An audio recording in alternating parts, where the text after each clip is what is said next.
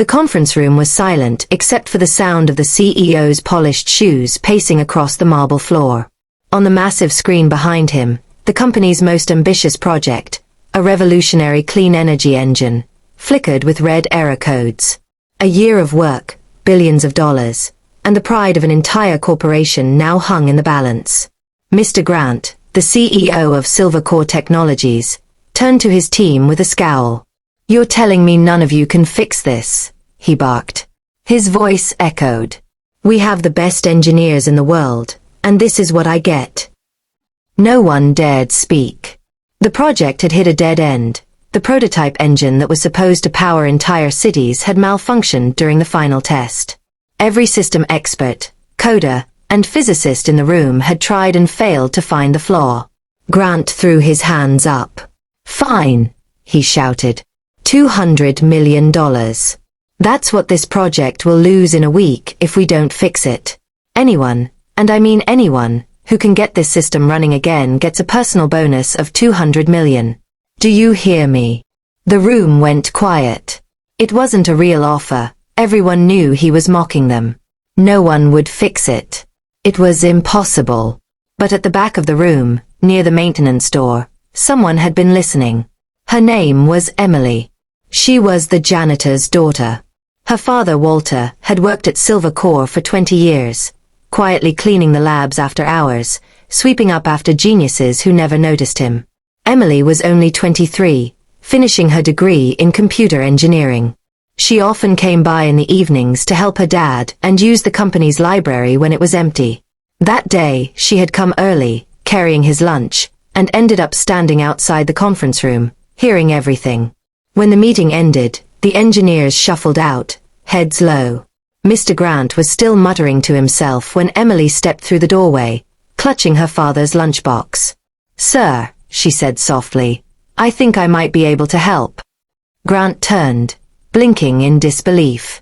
"Who are you?" "Emily," she said. "Walter's daughter." The CEO frowned.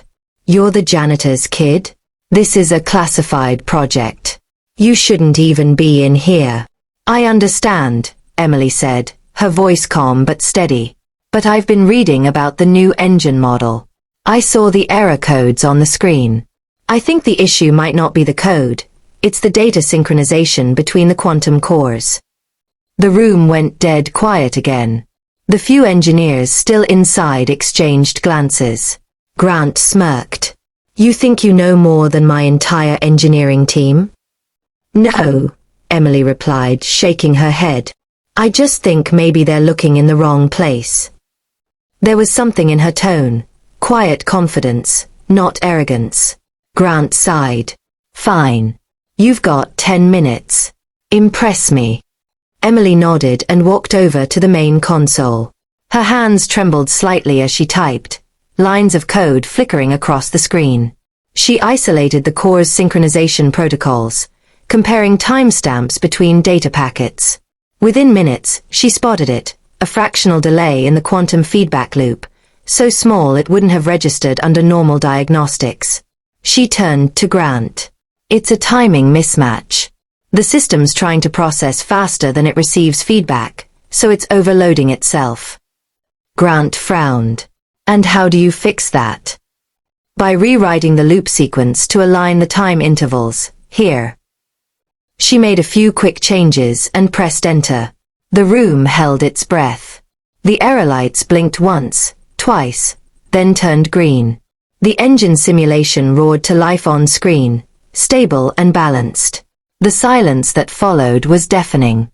One of the engineers whispered, "She fixed it." Grant stared at the screen, then at Emily. His voice, when it came, was barely a whisper. That's impossible." Emily smiled faintly. "Not impossible. Just overlooked." He blinked again, still stunned. Then he laughed, the kind of laugh that comes when pride has no choice but to surrender to awe. "Remind me," he said, "what's your last name?" "Carter," she replied. "Well, Miss Carter," he said slowly, "consider yourself hired."